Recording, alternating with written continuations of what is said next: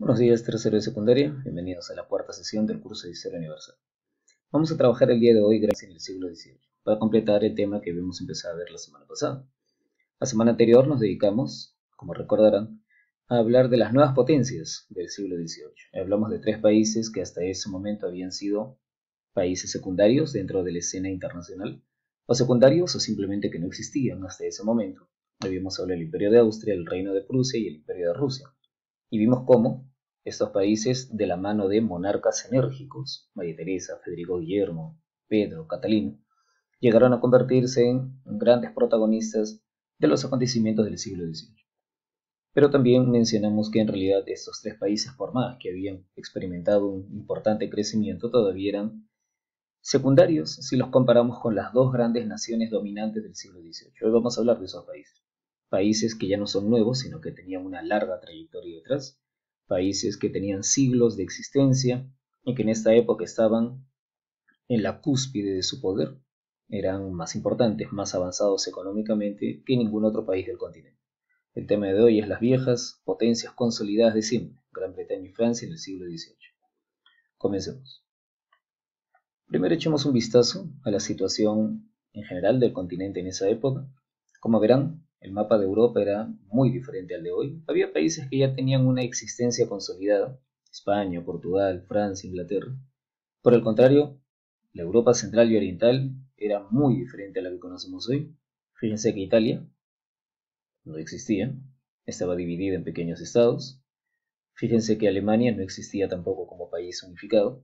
Alemania estaba dividida en casi 300 estados, de los cuales los más poderosos eran al sur, el Imperio de Austria, del que hablamos la semana pasada. Ahí está la región de Silesia, que también mencionamos. Y en el norte, el pequeño reino de Prusia. Esta región, verde oscuro, es el reino de Prusia. Como dijimos la semana anterior, su capital era Berlín.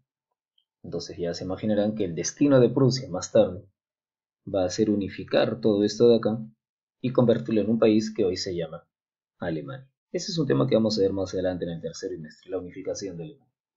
Hoy vamos a hablar, decíamos, de estos dos, Francia e Inglaterra. Ya noten que la isla entera es Gran Bretaña, pero Inglaterra es solamente una sección de la isla. Inglaterra es la sección del sur, en el norte se encuentra Escocia. Gran Bretaña le decimos a la unión de los dos, Inglaterra más Escocia.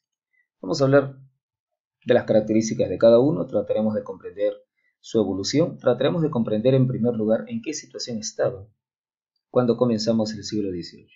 Y para eso vamos a enfocarnos de los dos en el que era en ese tiempo el más influyente de los dos. A comienzos del siglo XVIII el país más influyente era Francia. Francia, desde hacía décadas, desde hacía más de un siglo, se había convertido en el país más importante, más dinámico, más relevante del continente europeo. Era de hecho la mayor potencia militar, el ejército de Francia era el más poderoso, sin discusión. A lo largo de las últimas décadas, Francia había peleado numerosas guerras, y una muestra de lo poderosa que era Francia es que en todas esas guerras, Francia pelea contra varias potencias que se unen en su contra. Ninguna se atrevía a enfrentarse a solas con Francia. Siempre vamos a ver dos, tres más potencias haciendo equipo para enfrentarse a los franceses. Eran de lejos la mayor potencia militar. La influencia de su cultura estaba en su momento de mayor fuerza. La forma de vestir de los franceses era copiada por todos en Europa. Sus edificios, sus obras de arte, sus modales, su etiqueta, sus costumbres, eran el modelo de todo el continente europeo. En la mayoría de cortes europeas de esa época, la tendencia era hablar en francés, aun en aquellos países que eran enemigos de Francia. El idioma que hablaban sus reyes, gobernantes, políticos era francés. Y ahí notamos la influencia, la admiración que despertaba Francia. Pero sobre todo, era la mayor potencia política, en el sentido de que era el país más influyente, y en el sentido también de que su sistema de gobierno, se había convertido en una guía, un modelo que seguían casi todas las otras monarquías del continente. Francia, como probablemente recordaremos, era el mejor ejemplo de lo que era una monarquía absolutista. ¿Recordamos el concepto de absolutismo? En el régimen absolutista, todo el poder, toda la acción del Estado se concentra en manos del rey. No existe ninguna institución que lo limite, es decir, que no hay un parlamento, no hay tribunales independientes que lo controlen, No hay una constitución que diga lo que el rey no puede hacer. Todo el poder descansa en sus manos, a eso lo llamamos monarquía absolutista. No significa tampoco, no nos emocionemos, no quiere decir que el rey pueda hacer lo que le dé la gana, porque la tradición decía que el rey tenía que respetar los principios cristianos, porque su poder venía de Dios. Entonces había ciertos límites morales que no podía pasar. No podía condenar a muerte a quien quisiera, ni podía despojar de sus propiedades a alguno de sus súbditos porque le diera la gana. Que tenía que comportarse como un soberano cristiano. Pero ahora simplemente, si lo piensan bien, la limitación era sobrenatural. Aquí en la tierra no había ninguna institución que limitara el poder del rey. Eso es una monarquía absolutista. Y ese sistema de gobierno se implementó en primer lugar en Francia. Este monarca es Luis XIV. Luis XIV fue considerado en toda Europa el verdadero ejemplo de cómo debía actuar, cómo debía gobernar un monarca. La nobleza, la aristocracia francesa estaba sometida a su autoridad, su voluntad era ley, y esa forma de gobierno influyó sobre el resto de monarquías. Entonces, ¿qué debemos saber de Francia?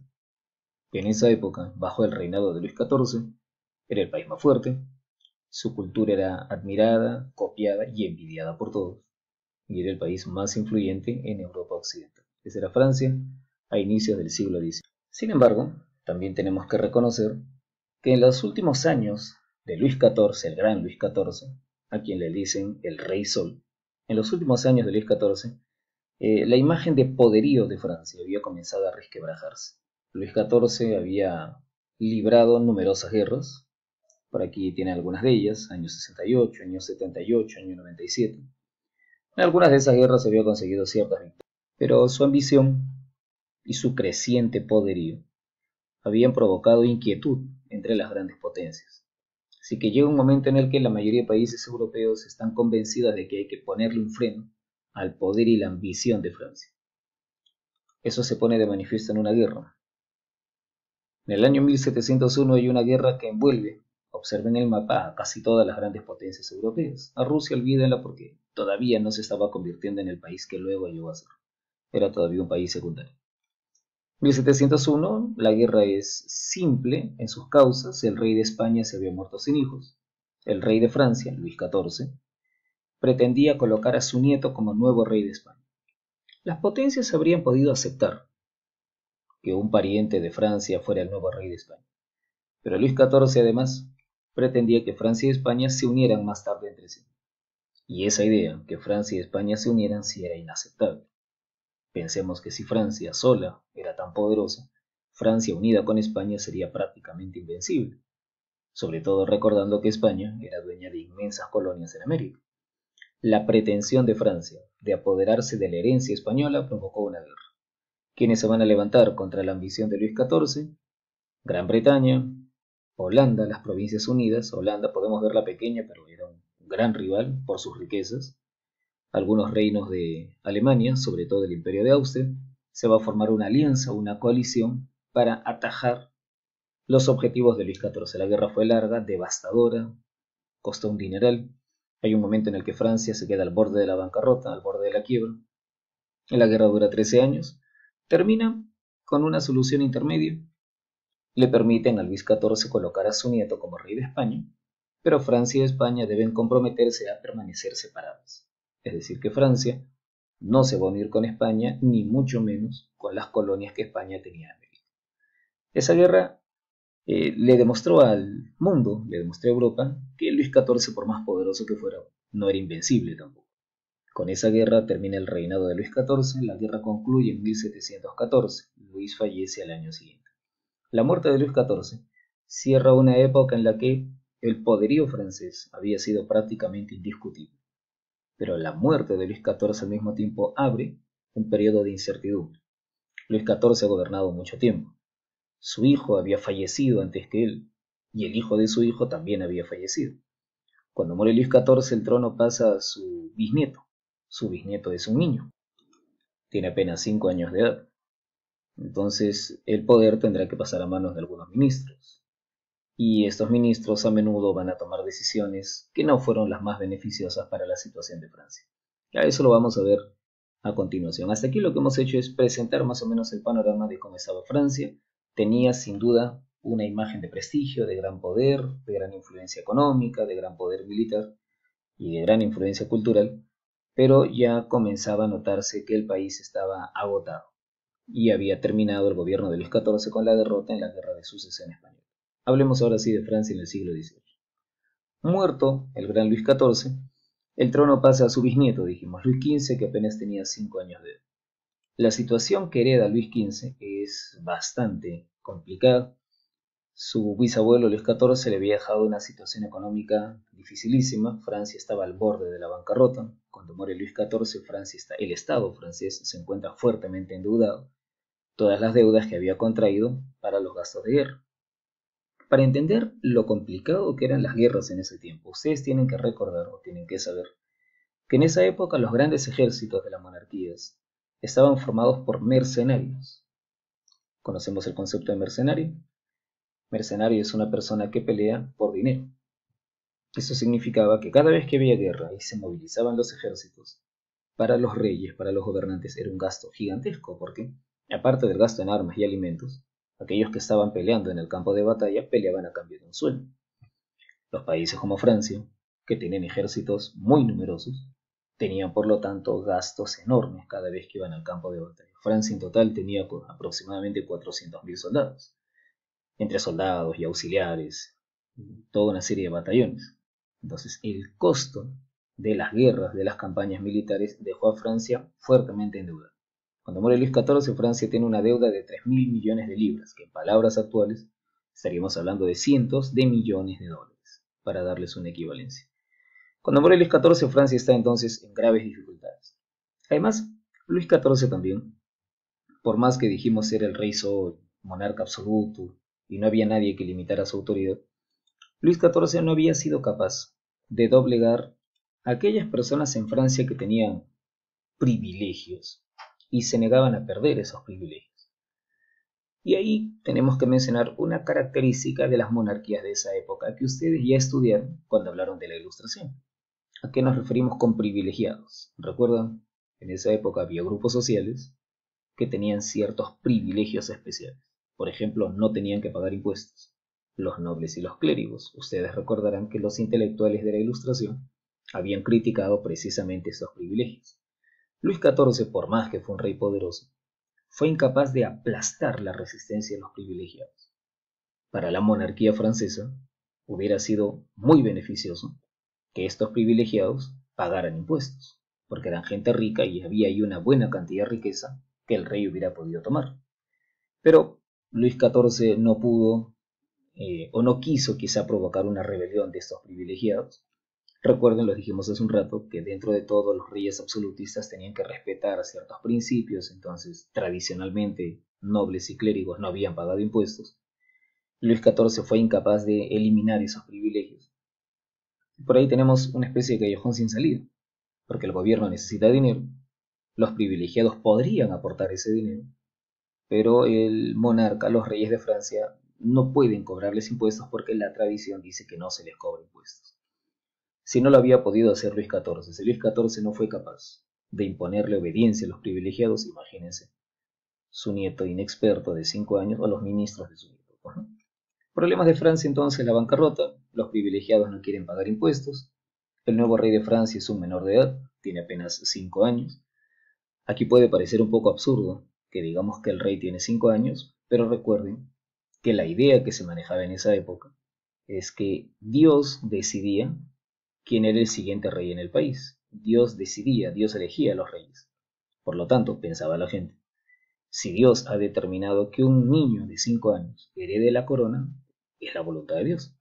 En esos casos lo que normalmente se hacía era nombrar un regente, un tutor, un encargado, que se ocupara del gobierno hasta que ese niño alcanzara cierta mayoría de edad.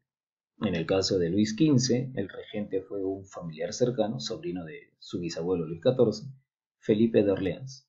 No se confundan ahí con el término regente, no es rey. Si nos pregunta quién es rey en esta época, el rey es Luis XV.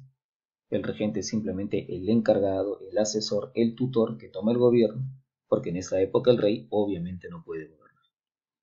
Resumiendo, el panorama de Francia en esta época es: Luis XIV deja un país endeudado, los privilegiados se niegan a contribuir, el heredero al trono es un niño de apenas 5 años y hay un tutor encargado, regente, Felipe de Orleans, que se encarga de manejar el Estado en estos primeros años. Hablemos de Felipe de Orleans.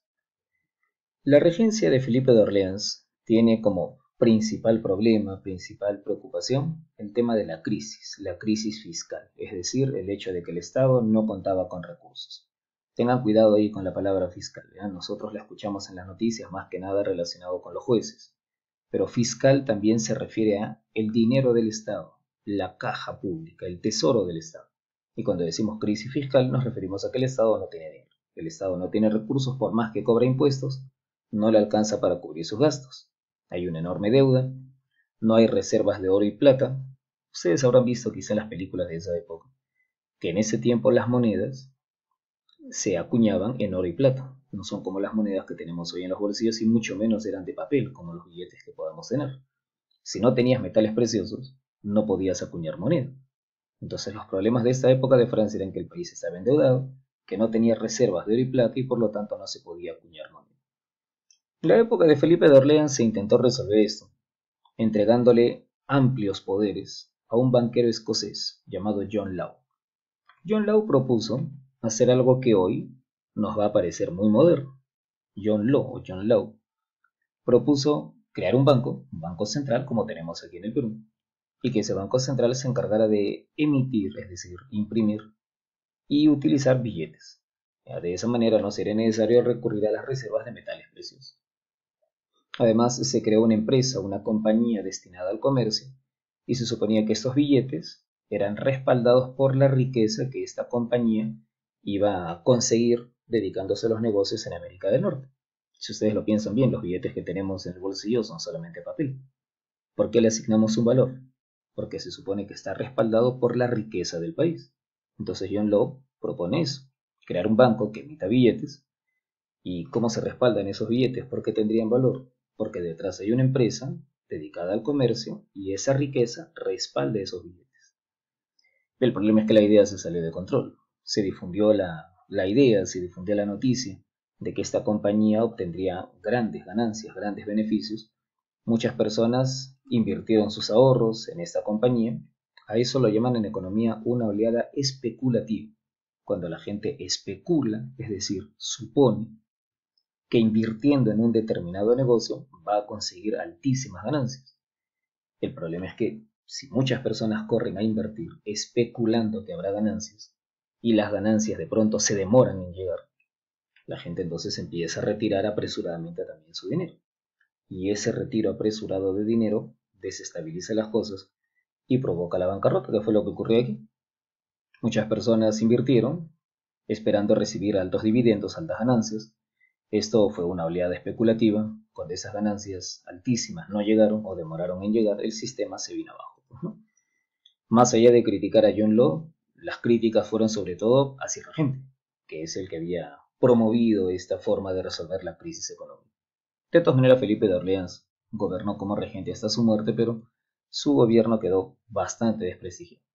Murió en el año 1723, había sido una regencia de 8 años, Luis XV tenía 13 años en ese momento, como comprenderán, con 13 años, aunque formalmente llevaba la corona, no podía gobernar todavía, así que el gobierno pasará al duque de Borbón. Y con el duque de Borbón nos seguimos encontrando la misma historia, un país con una severa crisis económica, para colmo, crisis agrícola. En estos tiempos, Francia, igual que la mayoría de países, era todavía un país mayoritariamente campesino. Nos puede parecer extraño porque hoy uno piensa en Europa y nos imaginamos países muy modernos con una adelantadísima tecnología, pero la mayoría de países europeos de esa época eran todavía países campesinos, ¿no? Hasta Francia e Inglaterra, que eran los más avanzados. Cuando había sequía, cuando había una plaga, cuando había algún problema climático y las cosechas eran bajas, entonces todo el país se trastornaba porque la base de la economía seguía siendo la agricultura. Entre el año 24 y 25 hubo una crisis agrícola y esto provocó levantamientos, motines, revueltas populares. Entonces, como veremos, para no complicarnos mucho con los datos, El panorama de Francia en general en esta época es de dificultades económicas. El Estado no tiene dinero, crisis agrícola.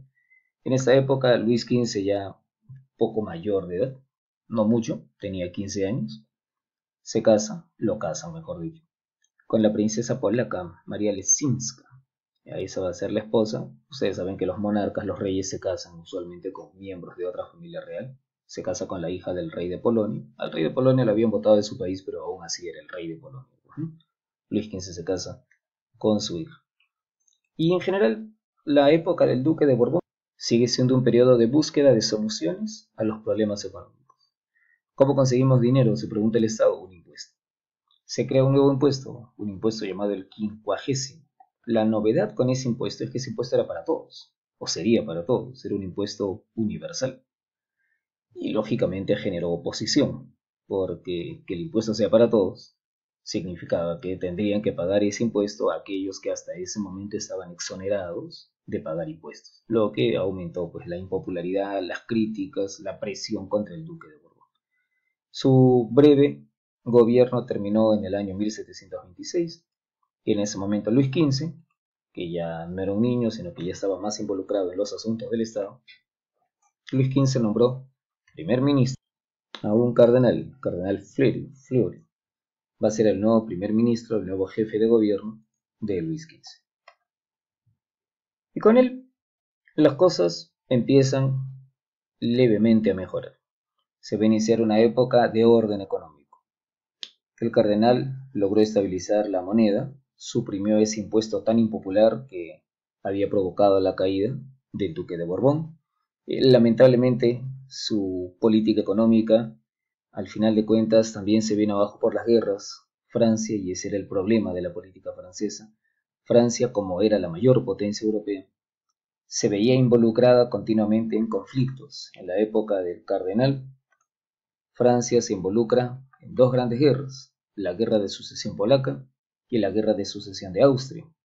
Y por más que el cardenal había logrado estabilizar la situación económica, pues estas guerras nuevamente significaron gastos, significaron una salida de recursos, entonces tuvo que crear nuevas maneras de conseguir ingresos. Por ejemplo, el cardenal, a pesar de que era cardenal, se atrevió a duplicar el donativo que hacían los sacerdotes. La situación de los sacerdotes era curiosa en Francia. No pagaban un impuesto, pero hacían un donativo voluntario, voluntario entre comillas, al Estado. El cardenal Fleury tuvo que duplicar ese donativo para ayudar de alguna forma a sufragar, a afrontar los gastos de guerra. Fue una época ambivalente entonces, mejoras económicas, pero al mismo tiempo conflictos y nuevamente gastos.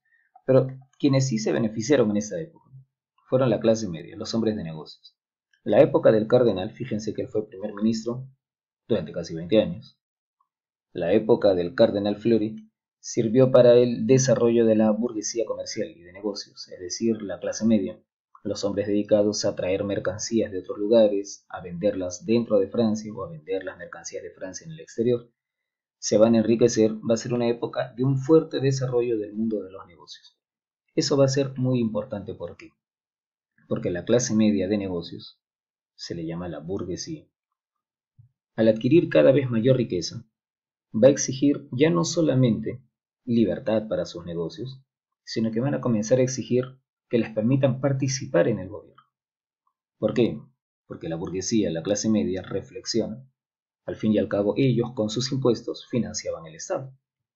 Y por lo tanto parecía absurdo que si ellos financiaban el Estado no tomara en cuenta su opinión al momento de tomar las decisiones que sellaban o que dirigían el destino del país. De alguna manera, si ustedes se ponen a pensarlo, tenía bastante lógica. Si los burgueses y la clase media no hubiera contribuido con el Estado, entonces no tenía derecho a opinar.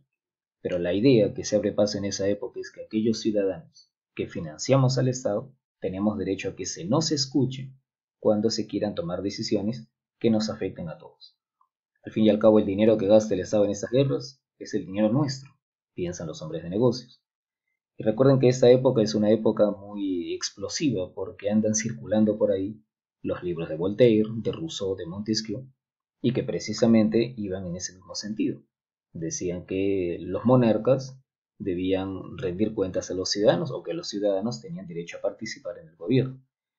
Entonces el desarrollo económico de la clase media, de la gente de negocios, va a contribuir a aumentar la presión contra la monarquía, sobre todo porque estos hombres de negocios miraban a Inglaterra y observaban que en Inglaterra la gente de negocios sí participaba en el gobierno.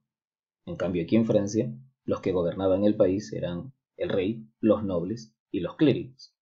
Y ya se imaginarán ustedes que el reclamo de la burguesía era, si los nobles y los clérigos no pagan impuestos, ¿con qué derecho dirigen el país? Si nosotros, que pagamos los impuestos, deberíamos ser los que estuviéramos dirigiendo el Estado. Entonces por ahí comienza a crecer una opinión pública que exige cambios dentro de Francia. La época del cardenal entonces es una época de estabilidad económica, de desarrollo de los negocios, pero ese desarrollo de los negocios al mismo tiempo va dándole forma a un grupo social que exige que se le permita participar en la toma de decisiones. El cardenal gobierna hasta su muerte en 1743 y a partir de ahí podemos decir, ahora sí empieza el reinado personal, el gobierno propio de quien hasta ese momento había dejado el poder a sus primeros ministros. Ahora sí viene el gobierno personal de Luis XV. Pero no hay que ilusionarse porque su gobierno personal es francamente mediocre. El gobierno de Luis XV va a poner las bases para lo que luego será la Revolución Francesa. Es un gobierno que le demostró a todos, sobre todo a los intelectuales, los vicios del sistema de gobierno absolutista. En el absolutismo dijimos el poder lo tiene el rey, y no hay ninguna institución que controle al rey. Y a veces ocurre, y va a ocurrir con Luis XV, que el rey, en vez de estar rodeado de gente capaz, que lo orienten para gobernar el Estado eficazmente, a veces el rey escucha los consejos de sus favoritos, amistades, amigos o de sus amantes. Luis XV va a tener como característica de su gobierno que se va a dejar envolver por la influencia de su favorita, la marquesa de Pompadour. Ella era la amante del rey y va a tener gran influencia sobre las decisiones de Luis XV. Ministros muy talentosos van a perder su cargo por conflictos con la favorita, la marquesa de Pompadour, y personas sin mucho talento terminarán en cargos importantes de gobierno simplemente porque supieron ganarse el apoyo de la favorita. Entonces ya se imaginarán ustedes que en una época de intelectuales como Montesquieu, como Voltaire, en una época en la que se predicaba el uso de la razón, en una época en la que se reclamaba que las decisiones políticas fueran guiadas por la razón, por la inteligencia, por razonamientos, por un empleo del análisis de la inteligencia humana, esta forma de dirigir el país, en la que las decisiones del rey son guiadas simplemente por el capricho de su amante, va a ser duramente criticada por los intelectuales. Voltaire, Montesquieu, Rousseau, Diderot, D'Alembert, Condorcet van a decir que precisamente la monarquía de Luis XV encarnaba todos los vicios y peligros de una monarquía absoluta, donde al fin y al cabo, como el rey estaba más allá de todo control, podía decidir por su cuenta o entregar el poder a gente que no tenía ningún mérito para gobernar. ¿Qué debemos recordar entonces del gobierno de Luis XV? La influencia de su favorita, la marquesa de Pompadour, que fue una época, dijimos, también de guerras. Luis XV afronta la guerra de sucesión de Austria, que mencionamos hace un rato.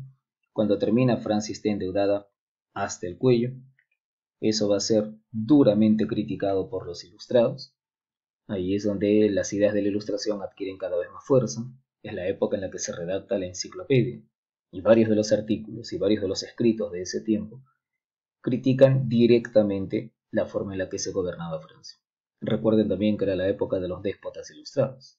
Entonces, mientras en otros países, mientras en Prusia, por ejemplo, el monarca recibía a los filósofos, escuchaba sus ideas, dialogaba con ellos y aplicaba algunas de sus propuestas, estos mismos filósofos en Francia no tenían acogida, sus ideas les traían a menudo problemas, algunos de ellos terminaron en la cárcel.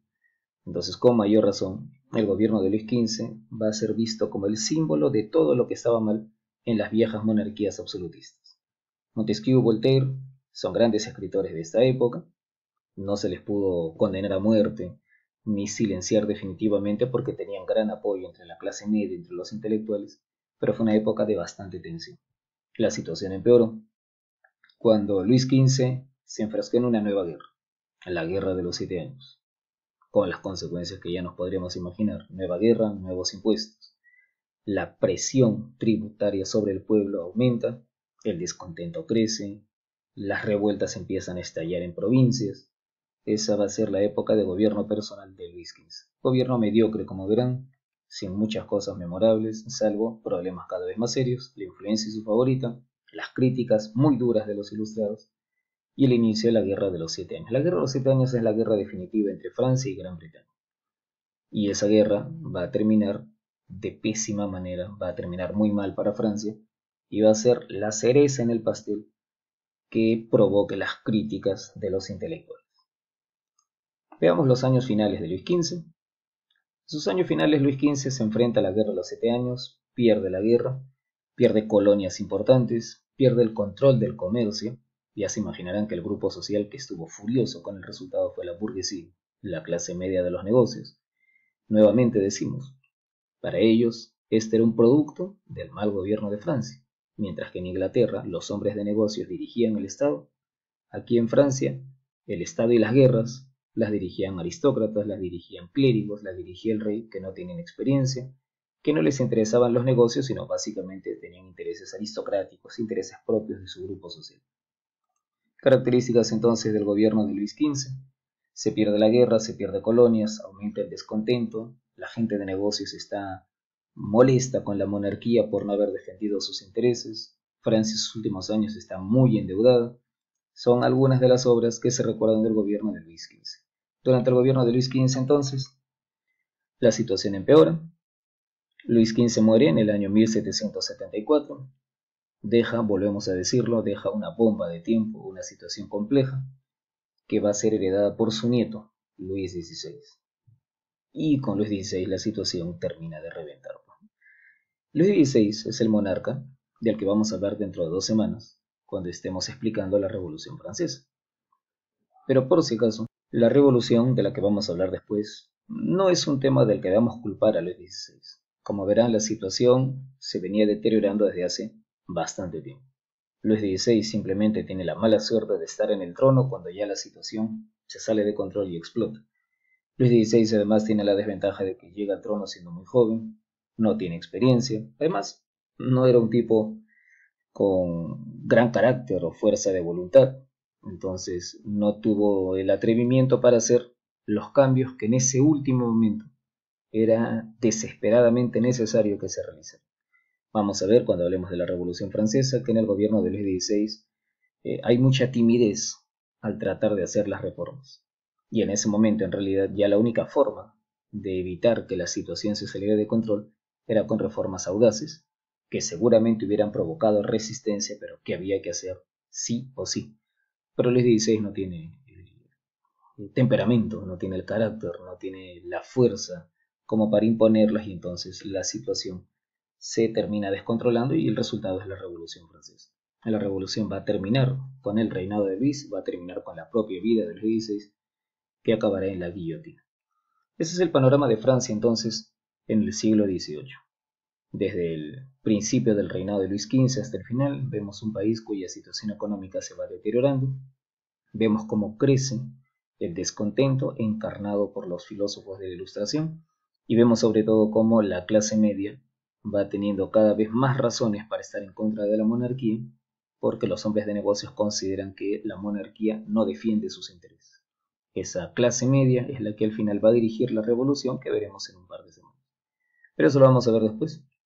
Vamos a hablar ahora del otro país, el país que estaba en una trayectoria distinta a Francia. Francia estaba en una trayectoria descendente, declinante. En cambio, el país cuya estrella brillaba cada vez con más fuerza era Inglaterra, que en esta época ya no se llama Inglaterra, sino el Reino de la Gran Bretaña. Hablemos de Inglaterra o Gran Bretaña. Gran Bretaña, o Inglaterra como le decíamos anteriormente, durante el siglo XVIII se va a ir consolidando como el país más influyente y poderoso del continente europeo. Lo que es hasta cierto punto interesante porque hasta esa época, o hasta hace apenas 100 años, había sido un país relativamente secundario. Pero su desarrollo comercial, su desarrollo naval, su desarrollo económico y seguramente también su sistema político, del que vamos a hablar ahora, la convirtieron poco a poco en el país más pujante. A lo largo del siglo XVIII, Gran Bretaña va a superar a Francia, que había sido su gran competidor hasta ese momento, y luego va a superar a todo el mundo. Como vamos a ver más adelante, Gran Bretaña terminará convirtiéndose en el país más avanzado del planeta gracias a un proceso de transformación llamado la Revolución Industrial, del que vamos a hablar más adelante. Aquí veamos un poco las bases de ese poderío británico, Gran Bretaña en el siglo XVIII. Primero hablemos de su sistema de gobierno. Hasta el siglo XVII, Gran Bretaña había estado, o Inglaterra, todavía no era Gran Bretaña, Inglaterra. Hasta el siglo XVII Inglaterra había estado envuelta en la misma disyuntiva que el resto de monarquías europeas. El tema del fortalecimiento del poder de los reyes, las monarquías absolutistas. Hablamos de eso en Francia. Dijimos que el modelo absolutista era en esa época el modelo de gobierno que encontrábamos en casi toda Europa, en España, en Rusia, en Francia y en otros países. En Inglaterra casi ocurrió algo por el estilo. En Inglaterra los reyes del siglo XVII intentaron imponer un sistema de gobierno absolutista. Pero aquí, en este país, en Inglaterra, estos monarcas que quisieron imponer su autoridad chocaron con la resistencia de un organismo que llevaba siglos en el país, el Parlamento. Entonces, a lo largo del siglo XVII, eso es un tema que varios de ustedes vieron el año pasado, a lo largo del siglo XVII en Inglaterra se va produciendo un gran conflicto por la supremacía en cuanto al gobierno. Un conflicto para decidir quién debía realmente dirigir el Estado, o el rey o el Parlamento. Esto dio origen a revoluciones, dio origen a enfrentamientos, hubo una guerra civil inclusive en Inglaterra, y luego de décadas de inestabilidad, el conflicto se resolvió en el año 1688. El año 1688 es un año clave en la historia de Inglaterra. Ese año, la Revolución Gloriosa, dirigida por el Parlamento, derriba al rey Jacobo II y lo obliga a escapar del país. Jacobo II había tratado de imponer su autoridad, es decir, Jacobo había tratado de establecer un régimen absolutista en Inglaterra. Su proyecto fracasa, el Parlamento lo arroja. El Parlamento le ofrece el trono a la hija de Jacobo, la hija de Jacobo junto con su esposo vienen a gobernar en el país y se establece un conjunto de leyes que de ahí en adelante consagran que quien va a gobernar Inglaterra no es el rey, sino el Parlamento. Ese régimen se llama monarquía parlamentaria, algunos también lo llaman monarquía constitucional, también se le podría llamar monarquía constitucional. Y la diferencia principal con la monarquía absolutista es que aquí el gobierno, quienes gestionan, quienes dirigen el país, son los miembros del Parlamento. El Parlamento escoge o propone a los ministros, el rey se limita a darle su bendición a los ministros nombrados por el Parlamento, pero son esos ministros de origen parlamentario los que realmente dirigen el Estado. Esto se resume en una frase que se pronunció algún tiempo después, según la cual el rey reina, pero no gobierna. Es el jefe de Estado, pero no el jefe de gobierno, o en palabras más sencillas, es un símbolo de la unidad del país, pero quien se encarga del gobierno, del día a día, de la gestión, no es el rey, sino es el Parlamento escogido por los ciudadanos. No nos adelantemos, sin embargo, que en Inglaterra gobierne el Parlamento no significa que el país sea una democracia, porque ese Parlamento es escogido solo por unas cuantas personas, no todos en Inglaterra podían votar. Pero en todo caso, la diferencia esencial con el resto de países es que aquí el poder del rey pasa a manos del Parlamento. El Parlamento es el que gobierna el país. Esa revolución gloriosa es fundamental. Entonces, de aquí en adelante, cuando hablemos de Inglaterra, recuerden el concepto, es una monarquía parlamentaria. Por eso van a ver que aquí en realidad no es tan importante quién era el rey, y a menudo los reyes de Inglaterra ni siquiera se interesaban en gobernar el país, sino que es el primer ministro, el parlamento, es ese el punto fundamental, ahí es donde se concentra el poder en realidad.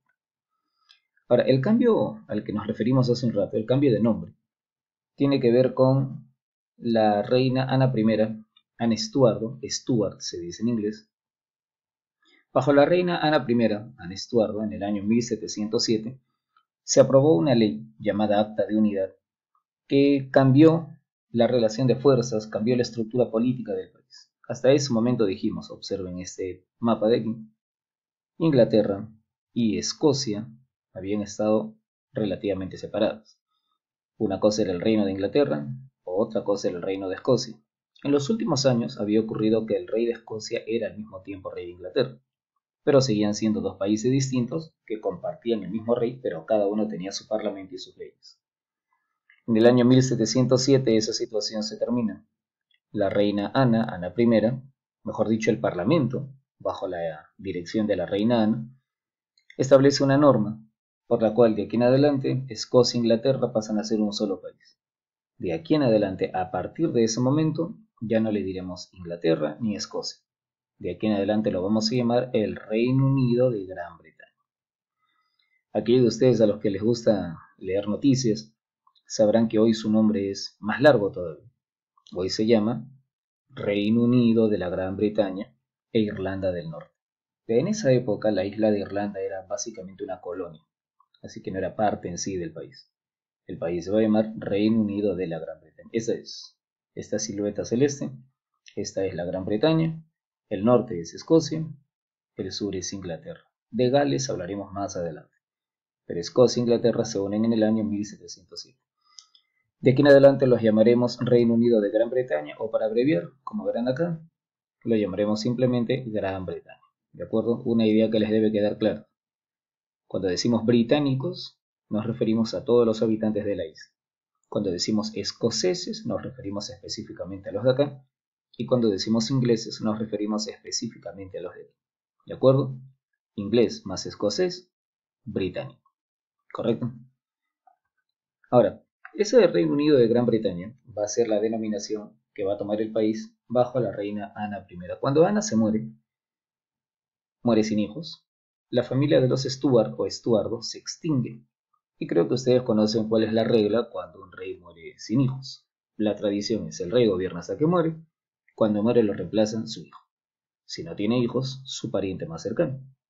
Cuando muere Ana I Stuart, como no tiene descendientes, el trono pasa a sus parientes más cercanos. Sus parientes más cercanos no son ingleses ni escoceses, son alemanes.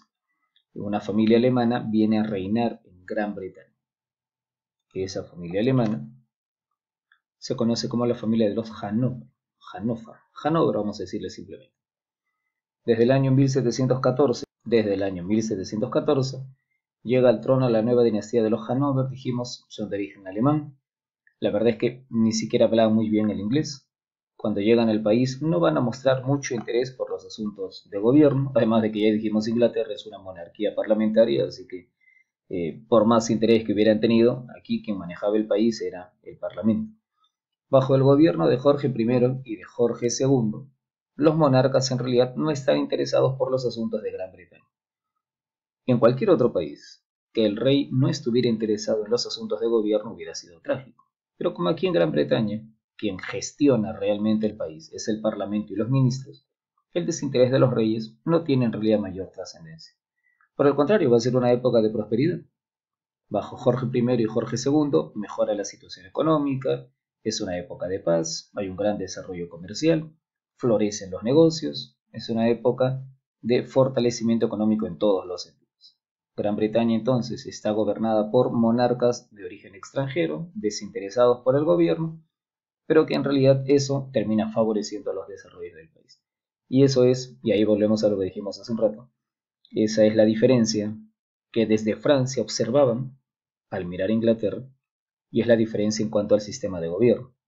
La clase media, los hombres de negocios franceses, miraban con un poco de envidia lo que pasaba en Gran Bretaña, porque aquí era realmente la clase media, los hombres de negocios, los que participaban en dirigir el Estado, mientras que en Francia la clase media no era tomada en cuenta, gobernaba el rey, los nobles y la iglesia, y a menudo tomaban decisiones que perjudicaban los intereses de los hombres de negocios. Es por esa razón que, como lo dijimos hace algunas semanas, varios intelectuales franceses de la Ilustración van a viajar a Gran Bretaña, van a estudiar su sistema de gobierno y van a escribir libros celebrando la manera en la que se gobernaba Gran Bretaña. La van a comparar con Francia y van a criticar la forma en la que Francia se gobernaba, señalándola como una manera anticuada, arcaica de gobernar. Gran Bretaña en ese tiempo es el ídolo de los intelectuales de la Ilustración. Luego de Jorge II viene Jorge III, obviamente. El gobierno de Jorge III es paralelo a los años finales de Luis XV, así que aquí nos encontramos con el mismo conflicto que mencionamos en el caso de Francia. Nos encontramos aquí con la Guerra de los 7 años. La Guerra de los 7 años es el conflicto más importante del siglo XVIII, y lo vamos a mencionar en una diapositiva aparte. Pero aquí podemos ir avanzando. Gran Bretaña se estaba enfrentando a Francia, su competidora en el tema de los negocios, del comercio. La guerra puede parecernos corta, 7 años, pero fue una guerra muy costosa. Gran Bretaña gana la guerra, pero la victoria le resulta muy cara, muy costosa. Cuando la guerra termine el país está endeudado. Entonces el gobierno de Jorge III se va a caracterizar por la victoria en la guerra de los 7 años, el aumento de los gastos y para financiar los gastos, el aumento de los impuestos. Ahora, estos impuestos que crea el gobierno británico son impuestos a colonias que tenían los británicos. Los británicos tenían un puñado de colonias, 13 colonias en la costa oriental de Norteamérica. Colonias cuyo nombre quizá les suene familiar. Colonias como Georgia, colonias como Virginia, colonias como Carolina, colonias como Nueva York. Se les va a llamar las 13 colonias, como habrán observado por el nombre.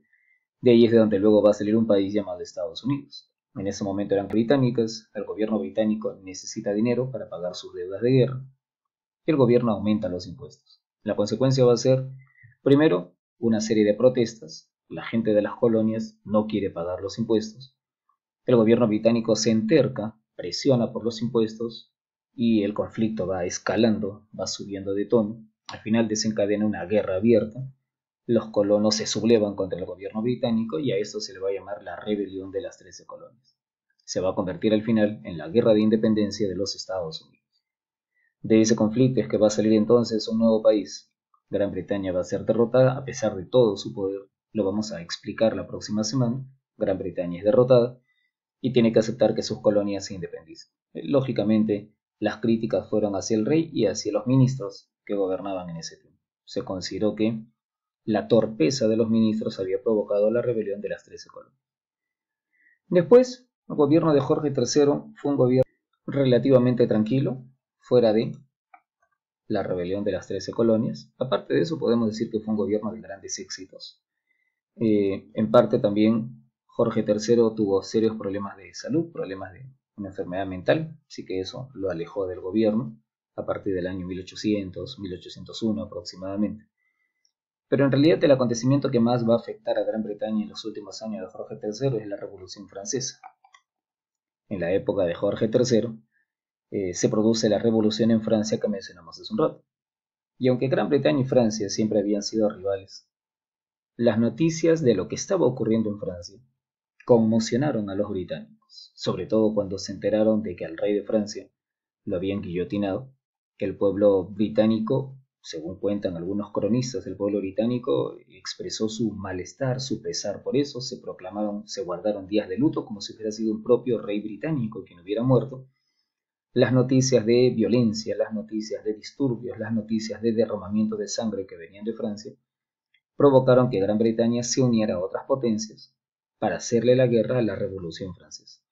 Nosotros vamos a estudiar el próximo bimestre toda una serie de guerras que van a hacer las potencias europeas, todas, para terminar con la Revolución Francesa. Y Gran Bretaña va a estar ahí a la cabeza de esa guerra contra la Revolución.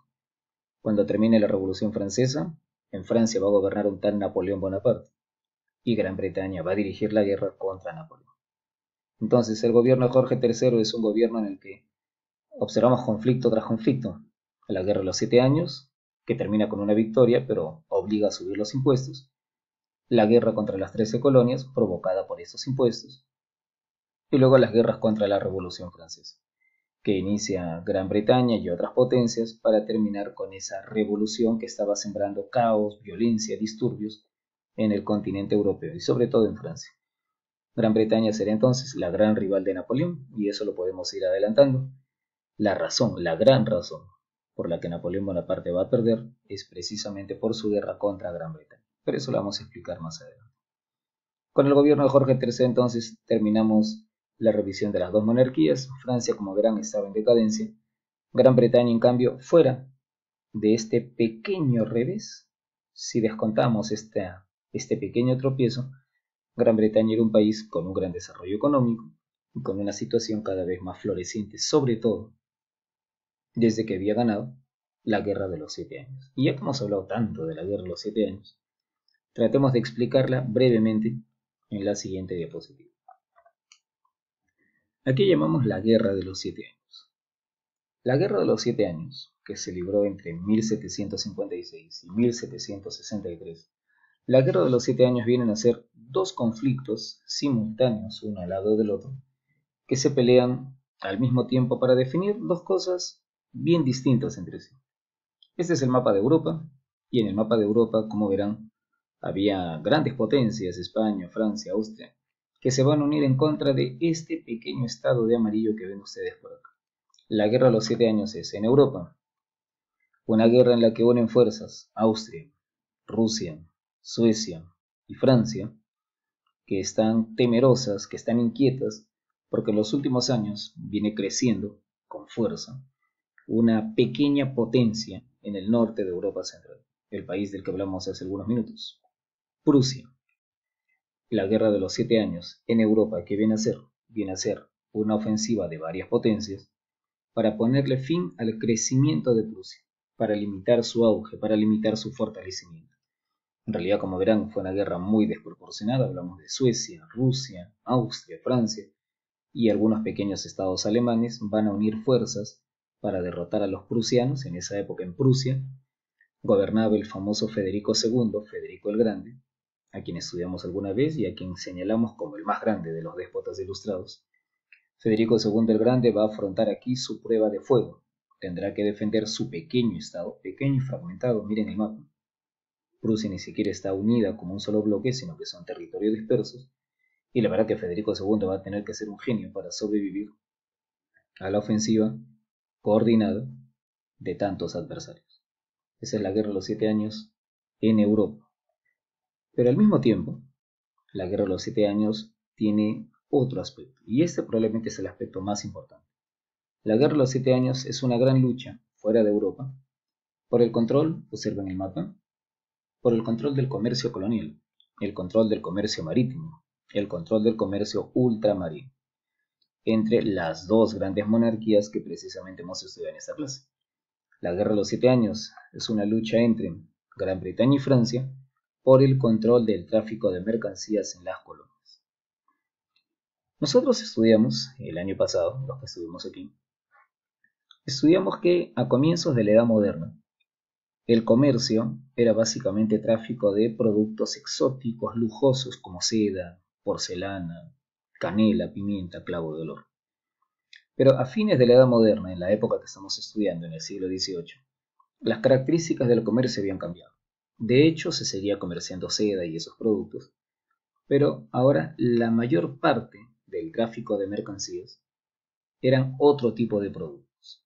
Digamos que los comerciantes de esta época habían descubierto que se obtenían mayores ganancias comercializando otro tipo de productos, productos más baratos, más masivos, que tienen una gran cantidad de compradores. Si nos ponemos a pensar, la seda es una tela muy cara, puedes vendérsela a pocas personas, pero en cambio el algodón, el café, el, por ejemplo, aparte del algodón y el café, también podría haber sido el tabaco, una planta americana que fue vicio desde esa época, el azúcar o la caña de azúcar. Ese tipo de productos, algodón, tabaco, café, cacao, azúcar, ese tipo de productos, a diferencia de las especias, a diferencia de la seda o la porcelana, son productos de amplio consumo, son productos de consumo masivo. Se lo puedes vender a miles, a decenas de miles de personas, y por lo tanto tienes más opción de acumular, de amasar grandes ganancias. Ese comercio es el comercio del siglo XVIII. Se le llama también, miren el mapa, se le llama también comercio triangular. Estos productos no se podían cultivar en Europa, porque si los analizan, caña de azúcar, café, tabaco, algodón, estos productos, estos cultivos son propios de climas tropicales. En Europa ese tipo de plantas no crecen. Entonces, ¿cuál era la política europea en ese tiempo? Conquistar territorios en América, que está cerca de Europa, islas en las zonas tropicales, por ejemplo en las zonas del Caribe, Cuba, Haití, en ese tipo de lugares, crear ahí plantaciones de caña, plantaciones de tabaco, plantaciones de algodón, y desde ahí llevar esos productos al continente europeo. El problema es que para esas plantaciones se necesitaba esclavos. Los esclavos se sacaban de África. Entonces, para que pudiera realizarse este tráfico de mercancías del Caribe a Europa, primero había que llevar al Caribe esclavos del continente africano. ¿Y qué le podemos ofrecer a los africanos para que nos vendan a otros africanos como esclavos? Textiles, mercancías, pequeñas artesanías. Comercio triangular. En los talleres de Europa se elaboraban artesanías, esas artesanías se vendían a los africanos, a cambio se conseguían miles de africanos vendidos por los propios africanos, eso siempre hay que tenerlo claro. Las tribus africanas fueron cómplices de los europeos vendiendo a sus propios coterráneos, vendiendo a otros africanos como ellos como esclavos.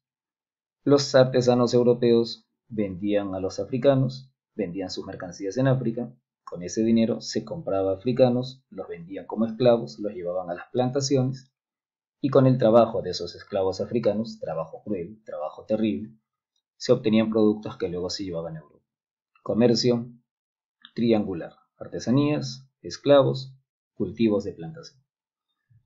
Este tipo de comercio generaba cuantiosas riquezas a lo largo del siglo XVIII, y los dos países que competían por transportar esas mercancías eran precisamente Gran Bretaña y Francia. Entonces, si en Europa Central la lucha era para contener el poderío de Prusia, entre Gran Bretaña y Francia la disputa era por el control del comercio colonial. Esa va a ser la Guerra de los 7 años. Gran Bretaña y Prusia van a ser aliadas teóricamente, pero en la práctica Gran Bretaña se desinteresa de esto, Gran Bretaña va a estar peleando esencialmente aquí, y Prusia se las va a tener que arreglar solas contra esta gigantesca alianza. El resultado va a ser sorprendente, aunque probablemente para ustedes no, porque creo que de ese tema ya hablamos antes. Prusia, de manera asombrosa, logra resistir a esta alianza y logra salir intacta del territorio.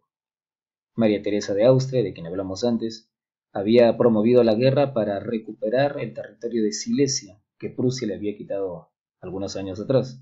Austria fracasa. A pesar del apoyo de Rusia, a pesar del apoyo de Suecia, Prusia logra resistir, Prusia sale victoriosa, sale intacta, conserva sus territorios. La admiración de los filósofos por Federico II llega a su máximo. Toda Europa se inclina ante el talento del monarca genial que a solas había logrado resistir a una alianza monstruosa de adversarios. La Guerra de los 7 años tiene como consecuencia la consolidación de Prusia como nueva gran potencia en Europa Central. Y de ahí en adelante la rivalidad entre Prusia y Austria va a ir creciendo en las próximas décadas. Ese elemento, ese factor, la rivalidad entre prusianos y austríacos, es importante que lo tengan presente porque va a marcar toda la historia de Alemania de aquí en adelante. Los prusianos son alemanes y los austríacos son alemanes, pero de aquí en adelante, a pesar de que ambos son alemanes, la rivalidad entre las dos potencias alemanas va a ir creciendo. Digamos que ellos eran las dos cabezas del mundo alemán y en un estado como Alemania, en una nación como Alemania, no había espacio para las dos. Esa rivalidad va a terminar provocando una guerra que vamos a ver más adelante. En cuanto al comercio colonial, la victoria creo que también lo podemos deducir si hemos estado atentos a la explicación anterior. Francia estaba en decadencia hace tiempo, Gran Bretaña venía en ascenso y la Guerra de los 7 años termina de consagrar eso. Gran Bretaña derrota a Francia, Francia se ve obligada a firmar la paz, se firman dos tratados, Tratado de Hübersburg a favor de Prusia, Tratado de París a favor de Gran Bretaña. Francia pierde sus colonias, pierde colonias importantes, Francia pierde territorios en la India, Francia era dueña de parte de Canadá, pierde Canadá, ustedes habrán observado que en parte de Canadá hasta hoy se habla francés. Hasta ese momento había sido colonia francesa. Francia se le entrega a la Gran Bretaña. Y sobre todo, la Guerra de los 7 años le deja a Gran Bretaña libre el control del comercio colonial. De aquí en adelante, el tráfico de mercancías, este comercio triangular, va a estar controlado por Gran Bretaña. La Guerra de los 7 años entonces consolida Prusia, consolida Gran Bretaña, perjudica sobre todo el prestigio de Francia, lo dijimos hace un rato. La burguesía francesa sale de la guerra enfurecida porque han perdido la oportunidad de hacer lucrativos negocios y de ahí en adelante la furia de la burguesía francesa se dirige contra su gobierno corrupto, incapaz, incompetente. Esa es la importancia de la Guerra de los 7 años. A corto plazo dijimos, la guerra también tiene otra consecuencia. Gran Bretaña gana, pero la deuda que contrae la obliga a cobrar impuestos a sus colonias y eso es lo que va a provocar, lo que va a derivar más tarde en la rebelión de las 13 colonias. El hecho de que Gran Bretaña se apodere del comercio se considera también va a ser una de las bases del proceso que mencionamos hace un rato, su revolución industrial. Las riquezas que acumulará Gran Bretaña de aquí en adelante le van a servir para financiar las nuevas maquinarias, las nuevas fábricas que van a darle en las próximas décadas el dominio de la economía mundial. Su revolución industrial comienza poco después de esto, y una de las causas indirectas es la Guerra de los 7 años. Al terminar entonces el siglo XVIII, Gran Bretaña es el país más poderoso de Europa y Francia está en vísperas de una gran conmoción llamada la Revolución Francesa. De eso vamos a hablar dentro de 2 semanas, porque la próxima semana tenemos que detenernos un rato para hablar de esto que hoy solo hemos mencionado. Tema de la próxima semana, el nacimiento de un país destinado a dominar el mundo. Tema de la próxima semana, la independencia de Estados Unidos. Nos vemos la próxima semana. Saludos.